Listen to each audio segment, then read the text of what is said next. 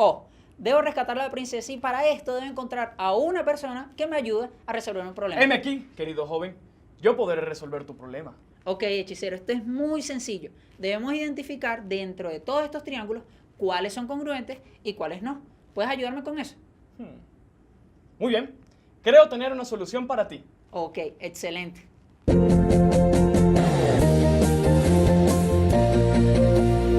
Para solucionar este problema, el hechicero me comentó que debo recordar un tema, el cual lo dimos en la clase anterior.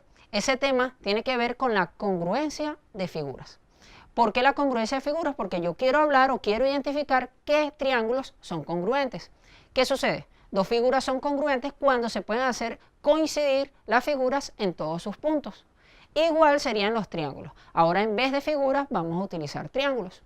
Cuando yo quiero identificar si una figura es congruente o no, yo tengo que tomar en cuenta dos cosas. Si tengo ángulos congruentes y también si tengo los segmentos congruentes. Dos segmentos son congruentes si tienen las mismas medidas y dos ángulos son congruentes si tienen también la misma medida.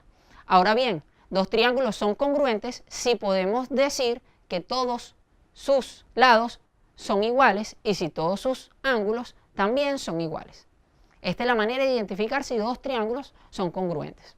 Ahora bien, conociendo que existen ángulos congruentes y segmentos congruentes, podemos definir qué es un triángulo congruente.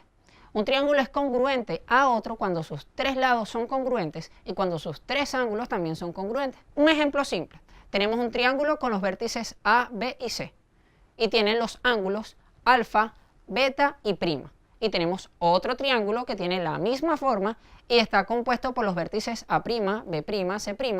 Y los ángulos alfa', beta' y teta'.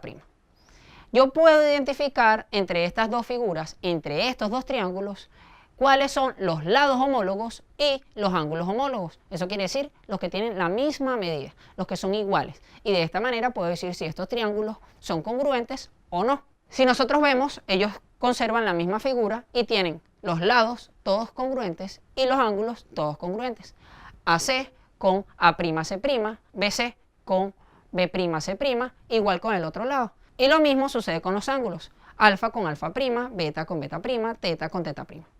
¿Qué sucede? Esto se hace muy engorroso si uno lo quiere hacer lado por lado, ángulo por ángulo. De esta manera se crearon unos criterios que son unas condiciones necesarias para decir si dos triángulos son congruentes o no. Existen tres criterios como tal.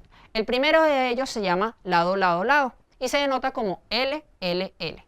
Este criterio me dice que dos triángulos son congruentes cuando sus tres lados son completamente iguales, como lo pueden ver en la figura. La segunda de estas se conoce como lado, ángulo, lado. Esta se denota con L, A, L.